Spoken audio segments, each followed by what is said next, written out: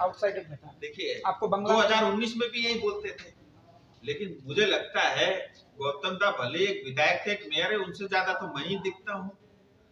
और देखिए क्राइटेरिया बंगाली भाषा आना ये क्राइटेरिया नहीं हो सकता। मैंने उनकी पूरी बात टिप्पणी शुरू, उनके पास और कोई मुद्दा है ही नहीं, वो यही कह सकते हैं। लेकिन मैं इतना बताना चाहता हूँ, गौतम दा ने मुझे लगता है 30, 35, 40 साल तक राजनीति की होगी, मैंने तो सिर्फ 5 साल किया है।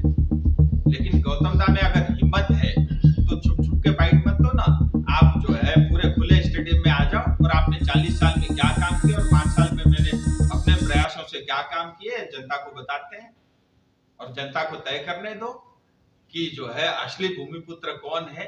देखिए मैं ऐसा मानता हूँ पूरा देश एक है, और शायद मैं इतना भाग्यशाली नहीं था कि मेरा जन्म सिलीगुड़ी या दार्जिलिंग में हुआ, लेकिन ये मेरी कर्मभूमि है। और 5 साल ईमानदारी के साथ मैं इतना दावे के साथ कह सकता हूँ कि गौतम देव से ज्यादा काम